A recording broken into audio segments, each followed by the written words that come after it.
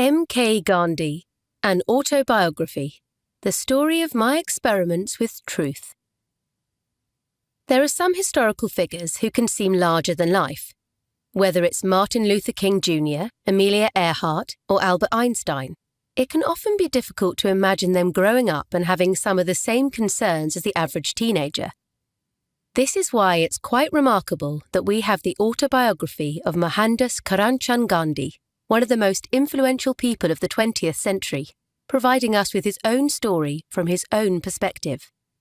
There's a good chance you know about his non-violent approach to activism and to fighting for change, and his autobiography sheds some valuable light on how many of the values that informed his peaceful philosophy developed. These blinks take us through his high school years as a rebellious young man, to his early days as a shy, inexperienced lawyer, and ultimately to the inspirational human rights leader he became. Gandhi was a man whose life was guided by the pursuit of truth, with a capital T, and his message continues to be a vital and inspirational one that deserves to be heard. Before we begin, we publish new content every week. So, be sure to subscribe to our channel and ring the bell to get notified about our latest extracts. Number 1. Born into the merchant caste in Porbandar, India, Gandhi was wed in a child marriage at age 13. If you're familiar with world history and how nations become independent, you know that the process can often be a violent affair. Yet India was able to gain its independence from Britain, and this remarkable feat has a lot to do with the non-violent beliefs of Mohandas Karamchand Gandhi, the man who led that fight for independence.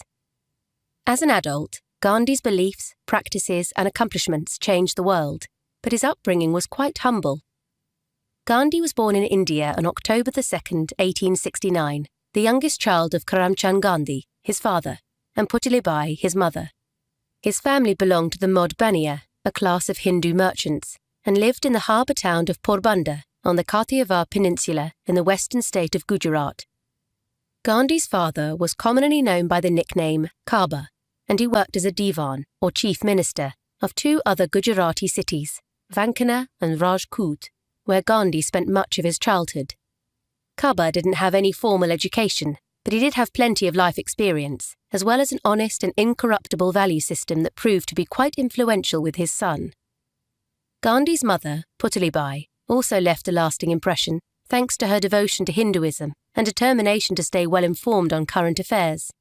Gandhi was also raised to be tolerant and inclusive toward others, as the family's friends were numerous and diverse, and included Muslims, Jains, and Parsis. In school, Gandhi was an average student at best, but he did display an early talent for understanding morality. In particular, he admired the honourable characters from the plays that were read in class, such as Shruvana Pitribhakti Nataka. In this enduring folk tale, the protagonist's devotion to his blind parents is so strong that he carries them on his shoulders. Gandhi also adopted an important guiding principle early on in life, in the form of a saying passed down from the Gujarati community: if one receives evil from a person, one should respond with goodness. Certainly, Gandhi's morality and sense of honour seem already to have been in place when his teacher tried to persuade him to copy his classmates' work during a spelling test that was being given by an inspector. Young Gandhi simply couldn't understand what the teacher was asking of him. It was only a few years later, as a 13-year-old, that Gandhi would be wed. Since such wedding ceremonies were quite expensive, the event also included the marriages of one of his brothers and a cousin. At the time, Gandhi was quite excited about getting married, but as an adult, he was a vocal critic of the practice of child marriage. Number 2. As a teenager, Gandhi had a rebellious phase that was marked by jealousy and lust. Many people go through a rebellious phase during their teenage years, and though it might surprise you, Gandhi was no different. Indeed, while Gandhi was already a morally minded young man, he still experimented with a range of bad behaviour during high school. Much of this behaviour had to do with another teenager who had a bad reputation. Gandhi had befriended this troubled youth in an effort to reform him, but the influence often ended up going the other way. To begin with, the new friend convinced Gandhi to eat meat, in defiance of his family's vegetarian practices. Part of the friend's persuasive effort was his claim that being carnivores was what made the British occupiers stronger than the native Indians. Despite feeling sick to his stomach, Gandhi continued eating meat in a desire for strength and even lied to his family about it. The guilt, however, eventually became overwhelming, and he stopped. He not only remained a lifelong vegetarian, he also believed that vegetarianism was the first step toward attaining truth through nonviolence. Gandhi's devotion to his friend didn't stop at meat eating. He also followed him to a brothel, and even though his nervousness prevented him from having sex outside his marriage, he considered the brothel visit a significant moral failing on his part. Another failing from around the same time was a smoking habit that Gandhi started alongside one of his relatives. What's worse is that the two of them stole money in order to buy Indian cigarettes. Gandhi also looked back with some regret on the jealousy and lust he felt in the early years of his marriage to his wife, Kasturbai. When Gandhi reflects on truth, he sees it as the vessel through which God reveals himself to the world. And so, he saw his passion for truth as fueling his desire to be faithful to Kasturbai. But it also had a dark side in his demands for Kasturbai to be as faithful as he was. Unfortunately, and for no reason, this resulted in him being a constantly jealous husband. Not only that, he was often driven by lust, taking every opportunity he had to sleep with Kasturbai rather than doing something like teaching her how to read and write. When Gandhi was 16 years old, the power that lust had over him was so strong that he left the bedside of his dying father to sneak into his wife's bedroom. By the time he returned, his father had passed away. Number 3. Despite the disapproval of his caste, Gandhi went to England to study law. Gandhi's experiences during his high school years were already beginning to shape his future beliefs about things like vegetarianism, celibacy, and nonviolence. Following his graduation from high school in 1887, his education continued after a friend suggested he study law at London's University College. After all, becoming a lawyer would help ensure that he could maintain his family's esteemed status. The decision to go to school in England wasn't made lightly, however. His mother wasn't sure it was a good idea, since the culture there would certainly provide him with many temptations in the form of women, food, and alcohol. To strengthen his resolve, Gandhi made a sacred vow, with the help of a monk, to abstain from women, meat, and wine. Matters were further complicated by India's caste system. The caste his family belonged to claimed it was against their religion to travel abroad, and therefore threatened to kick Gandhi out if he went to London to attend University College. The threats, however, didn't sway Gandhi. While he did end up getting expelled from his caste, Gandhi's time in England was fruitful, as it allowed him to learn in ways that would serve him well in the years to come. Sure enough, there were plenty of temptations to eat meat in London, especially at the boarding house he was living in. Fortunately, he stumbled upon a fine vegetarian restaurant on Farringdon Street that allowed him to honour his vow and get a satisfying meal. Gandhi eventually joined the Vegetarian Society and even started a local chapter in his London neighbourhood of Bayswater. This was also significant in that it provided him with some early experience in how to run an organisation. These college years also taught Gandhi how to live frugally and get by while managing a tight budget. Perhaps more importantly, this time gave him the chance to cultivate his knowledge of law and religion. Gandhi proved to be an apt student, having no trouble with the curriculum. So he decided to challenge himself by going beyond the standard textbooks and even putting his knowledge of Latin to use by reading Roman law in its original language. Meanwhile, Gandhi was also deepening his understanding of religion, with his studies including the Hindu scripture, the Bhagavad Gita. He also familiarized himself with the Bible and became particularly fond of Jesus' Sermon on the Mount and the passages in the New Testament about altruism. When the time came, Gandhi had no trouble passing his examinations. On June 10th, 1891, he was called to the bar, making him an official barrister of the court. 2 days later, he was sailing back home to India. Number 4. Seeking professional experience, Gandhi went to South Africa and saw the effects of racism firsthand. Alas, Gandhi's return home was not a happy one, as he soon found out that his mother had died while he'd been at university. Naturally, he was devastated by this news. There was, however, one small piece of good news awaiting his return. There'd been a major division among his caste, causing it to split in two, with one side willing to welcome him back into the fold. While Gandhi was officially a barrister, being a confident, practicing lawyer was another matter. In order to gain some much-needed experience, Gandhi travelled to Bombay, where he began reading books and studying Indian law. Yet, when the time finally came for him to present a case in court, he found himself paralysed by the shyness that had been with him for much of his life. He handed the case to another lawyer and decided he wouldn't accept another case until he developed enough courage to speak before a judge. With little money to support himself in Bombay, Gandhi had to return to Rajkot in Gujarat. However, things weren't much better there. Not only did he see firsthand how corrupt the local courts were, but after he accidentally offended a police officer, Gandhi worried that the officer would use his power to limit Gandhi's chances of getting work. Things changed in April of 1893 when he found work at Dada Abdullah & Co., a Muslim law firm in South Africa. Once in this new land, however, Gandhi was shocked to see how divided the population was, separated by religion, ethnicity and employment. Not long after his arrival, Gandhi took a stand against a magistrate who wanted Gandhi to remove the turban he was wearing. Gandhi not only left the court, but he also wrote about his ordeal in the press. Around this time, Gandhi became familiar with the different ways in which racism was prevalent in South Africa.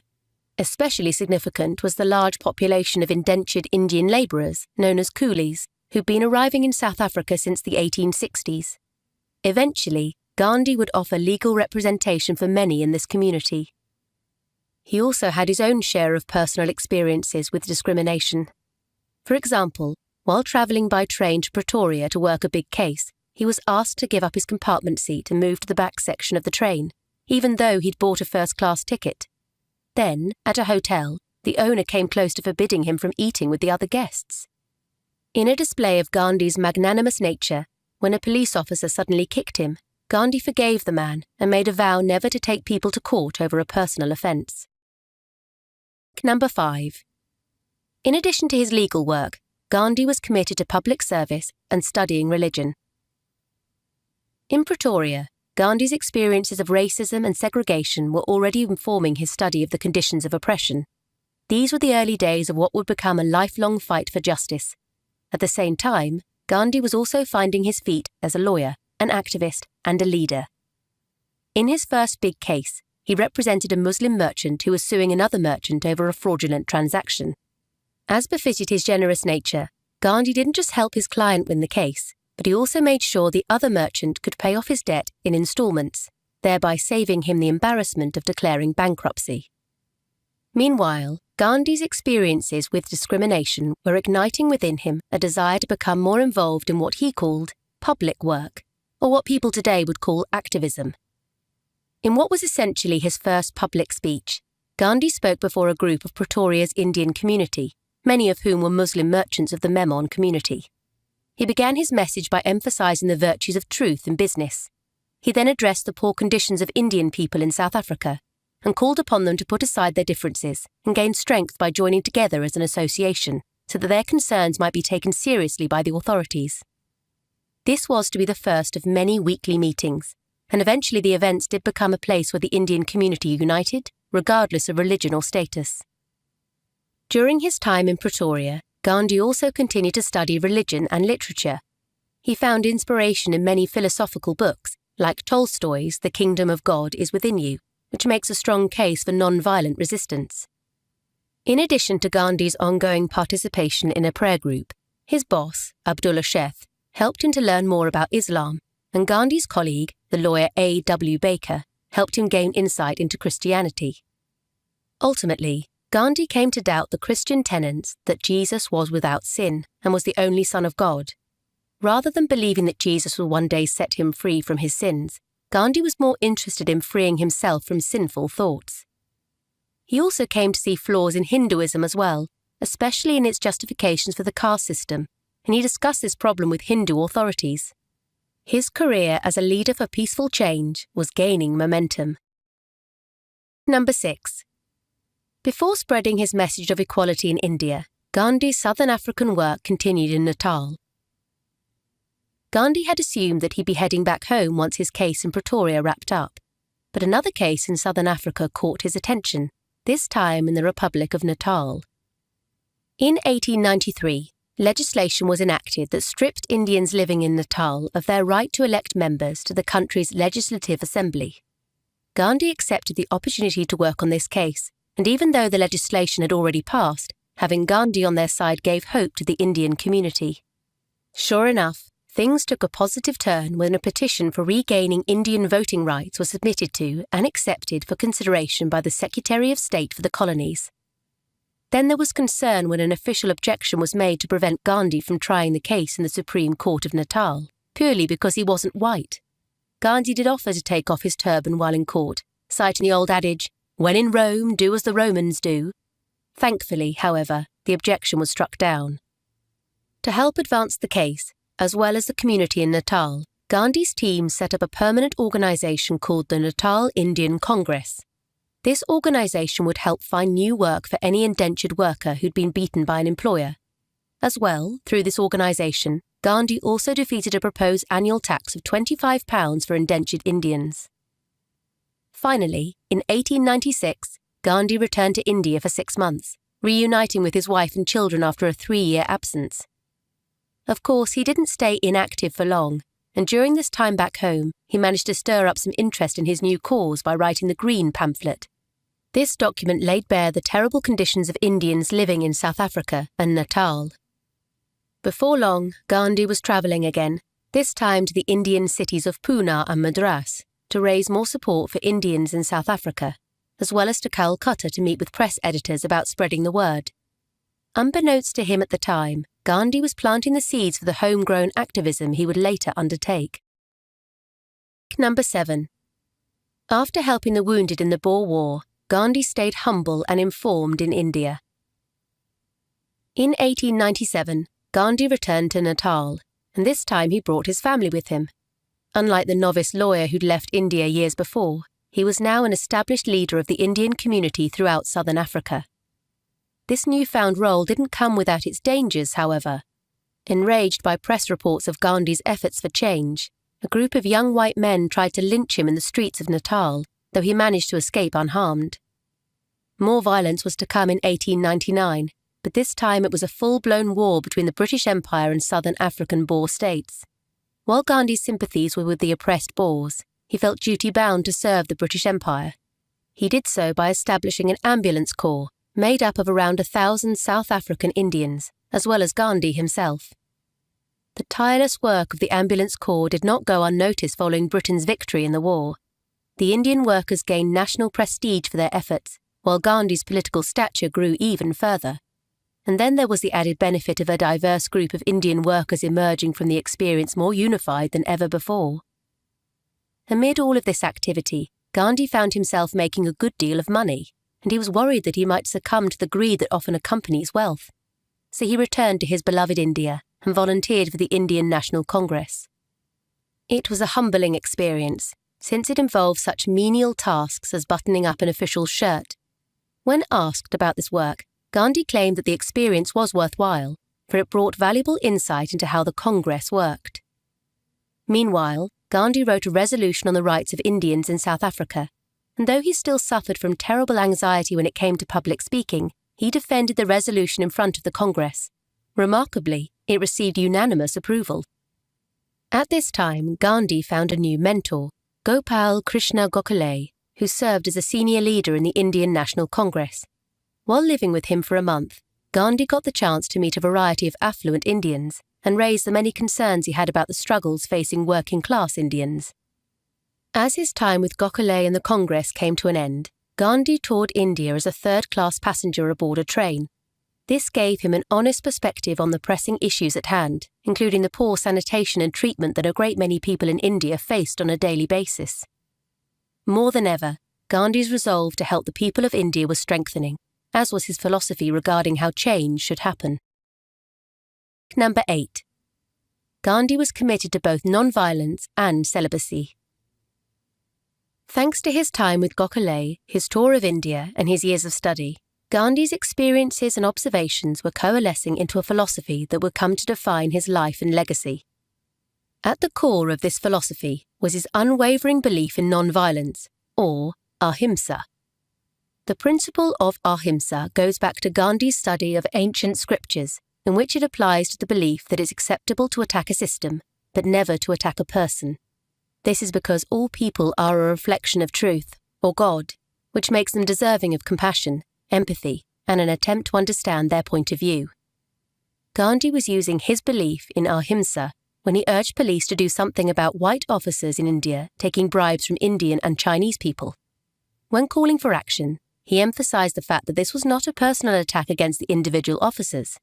Eventually, these officers were tried and found not guilty, primarily because they were white, but they did lose their jobs, which put an end to racialized bribery in the region. A friend once asked Gandhi how his work in the ambulance corps aligned with his non-violent philosophy. While Gandhi admitted that war wasn't consistent with ahimsa, he explained that he felt duty-bound to the British and also wanted to help Indians gain more rights by raising their status in the eyes of the average Brit, which is precisely what happened. Years later, however, Gandhi could no longer justify such an approach and would add the principle of non-cooperation to his call for non-violence. A big part of Gandhi's philosophy is self-restraint, and this became significantly stronger for him in 1906 when he took the vow of brahmacharya, or celibacy.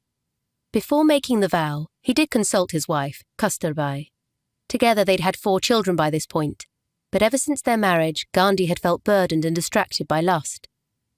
Ultimately, Kasturbai gave her approval, and Gandhi felt freed by this newfound self-restraint. He believed that to best serve the public, one's focus should be fully on the people. So much so, he even took to eating simple, bland foods that wouldn't distract his senses. Number 9. Gandhi continued to fight for Indians in South Africa and launched a new form of non-violent resistance. In his mid-30s, Gandhi settled in Bombay, with the images and experiences of his recent tour still fresh in his mind. But it wasn't long before his friends in South Africa were calling him back to help with the ongoing fight for equality. Indeed, thanks to his legal efforts and leadership in uniting South African Indians of all religions and classes, Gandhi was by this time an established leader with devout followers. To help further the cause, Gandhi launched a weekly journal called The Indian Opinion, which debuted in 1904. Around the same time, just north of Durban, South Africa, he founded the Phoenix Settlement, a communal farm inspired by John Ruskin's 1860 book Unto This Last, where he and other people could live a simple egalitarian life. A couple of years later, in 1906, the Zulu mounted a rebellion against the British. Still feeling a duty to serve Britain, Gandhi once again led an ambulance corps of Indian volunteers, and this time the atrocities they witnessed were even worse than those of the Boer War. Gandhi also led an effort to help a mining operation in Johannesburg when a Black Plague outbreak ravaged the miners. He helped Indians to safety and cared for those infected, while the location was burned to the ground to keep the disease from spreading. In 1907, Gandhi began a new form of non-violent resistance against the Asiatic Registration Act, a discriminatory piece of legislation created by the Transvaal government of South Africa. The new law placed Indians under threat of deportation if they didn't carry registration papers on them at all times. In other words, it was another way for the government to segregate, discriminate against, and control certain members of society. Gandhi took this act as a sign that previous methods of resistance using prayer and legal action had failed, so this marked the start of a new method called satyagraha, a name that is derived from the Sanskrit word for truth and firmness, satyagraha. While the new name was the result of a call for suggestions that Gandhi had put out among his friends and associates, the philosophy behind the satyagraha was inspired by the writings of Tolstoy, Thoreau, and Ruskin. These great literary minds advocated that citizens launch campaigns of non-violent non-cooperation against oppressive governments. This philosophy was a culmination of Gandhi's commitment to truth and his ideals of pacifism, resistance against injustice, and civil disobedience. The concept would continue to evolve in the years ahead, and it would appear frequently in his published writings. Number 10. Upon the start of World War I, Gandhi returned to India, where he continued to fight injustice. Amid his continued progress in South Africa, a series of events began to unfold that had Gandhi seeking the solace of his home in India. In 1914, Gandhi sought to reunite with his mentor, Gopal Krishna Gokhale, who was staying in England. But 2 days before he was to reach London, World War I broke out, and along with it, much chaos. Around this time, Gandhi's health took a turn for the worse, with an attack of pleurisy, an inflammation of the lungs and chest, causing enough concern that he returned to India in the hopes of recuperating. By the time Gandhi reached his homeland in January of 1915, he was 45 years old and a national hero. News of his accomplishments in South Africa had spread across India, and his return was the subject of much fanfare.